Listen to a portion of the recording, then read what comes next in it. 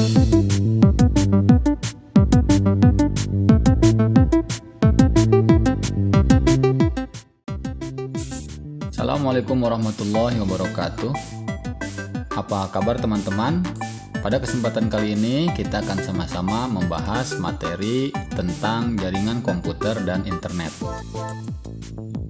Tujuan pembelajaran dari materi ini adalah pertama, bahwa kita mampu memahami perbedaan jaringan lokal dan internet dan jenis-jenis konektivitas internet melalui jaringan kabel dan nirkabel. 2. Mampu memahami komunikasi data melalui ponsel. 3. Mampu memahami pentingnya proteksi data pribadi saat terhubung ke jaringan internet serta menerapkan enkripsi untuk memproteksi dokumen. Jaringan komputer menggunakan dua buah atau lebih perangkat dengan menggunakan sebuah sistem komunikasi yang terstandarisasi secara global, yaitu Transmission Control Protocol atau Internet Protocol Suite atau TCP or IP. Jaringan komputer yang menghubungkan komputer ada dua jenis, yaitu jaringan lokal dan jaringan internet. Perbedaan keduanya ada pada jangkauannya. Jaringan lokal memiliki jangkauan yang lebih terbatas dibandingkan dengan jaringan internet. Jaringan lokal. Jaringan lokal adalah jaringan komputer berkabel maupun nirkabel yang menghubungkan komputer dengan perangkat lainnya dalam area terbatas, seperti tempat tinggal, sekolah, laboratorium, kampus universitas, atau gedung kantor. Perangkat atau komputer yang ada di jaringan lokal hanya bisa diakses oleh perangkat lain yang berada pada jaringan yang sama. Setiap perangkat atau komputer yang terhubung dalam jaringan lokal akan memiliki ID unik yang berbeda satu sama lainnya dan disebut dengan alamat IP atau IP address. Misalnya 192.168.0.1. Dalam implementasinya, biasanya satu perangkat akan disebut server, sedangkan perangkat lainnya disebut dengan klien. Coba kalian perhatikan gambar berikut. Gambar ini menunjukkan contoh jaringan lokal yang menghubungkan 5 buah perangkat, yaitu 3 buah komputer, 1 buah handphone, dan 1 buah laptop. Jika kalian perhatikan, setiap perangkat memiliki IP address yang berbeda.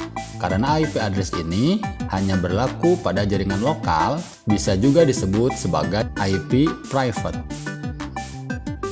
Apa yang akan terjadi jika ada 2 buah perangkat yang memiliki IP address yang sama? Apa sebenarnya arti dan fungsi dari IP address? IP address merupakan identitas sebuah komputer dalam jaringan komputer. IP address berfungsi sebagai alamat pengiriman data dari satu perangkat ke perangkat lain. Mungkin kalian bisa menganalogikan IP address seperti alamat rumah. Saat akan mengirim paket, tentunya akan lebih mudah kalau sudah mengetahui alamat pastinya. Sama halnya dengan ketika kalian akan mengirim data dari satu perangkat ke perangkat lain. Kalian harus tahu data itu akan dikirim ke komputer dengan IP address yang mana. IP address sendiri biasanya terdiri atas 32 bit yang dipisah menjadi 4 bagian, sehingga setiap bagian akan terdiri atas 8 bit. Nah, 8 bit ini merupakan bilangan biner yang diterjemahkan ke dalam bilangan desimal. Perhatikan gambar berikut sebagai contoh dari IP address. Angka di sebelah kanan adalah IP address, sedangkan angka yang di sebelah kiri adalah IP address dalam bilangan biner. Internet berbeda dengan jaringan lokal yang hanya menghubungkan perangkat dengan jangkauan yang terbatas pada area tertentu saja, misalnya perumahan, perkantoran, sekolah, dan lain sebagainya. Jaringan internet memiliki koneksi dengan cakupan yang lebih luas, yang bisa menghubungkan perangkat di seluruh dunia.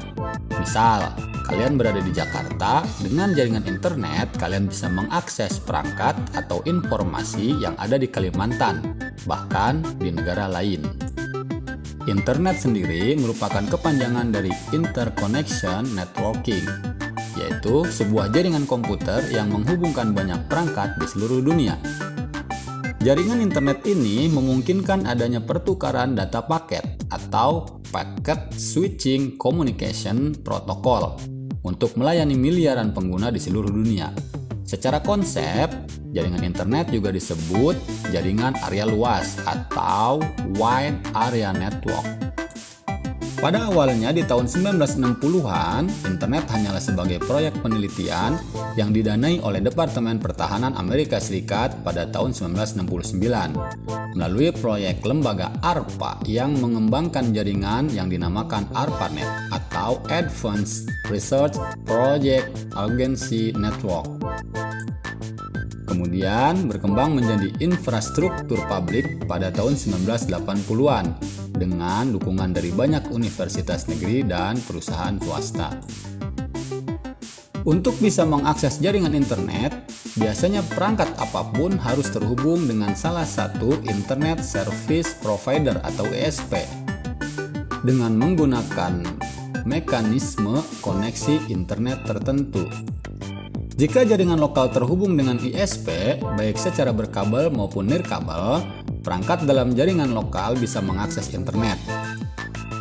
Sama seperti jaringan lokal, setiap perangkat pada jaringan internet juga harus memiliki IP address yang berbeda-beda. Karena IP address ini berlaku secara global, bisa juga disebut IP public. Akan tetapi, tidak semua perangkat lokal yang terhubung dengan internet memiliki IP public, karena biasanya IP public hanya digunakan pada perangkat utama yang terhubung dengan jaringan internet secara langsung. Dalam hal ini, ada perangkat modem yang terhubung dengan ISP. Konektivitas internet. Koneksi dengan internet pada umumnya dilakukan menggunakan kabel internet yang bisa berupa kabel koaksial, kabel fiber optik, maupun kabel twisted pair. Meski demikian, kita juga bisa terhubung ke jaringan internet tanpa menggunakan kabel atau wireless connection. Baik menggunakan kabel maupun tanpa kabel, keduanya memiliki metode tersendiri tentang tata cara koneksi ke jaringan internet.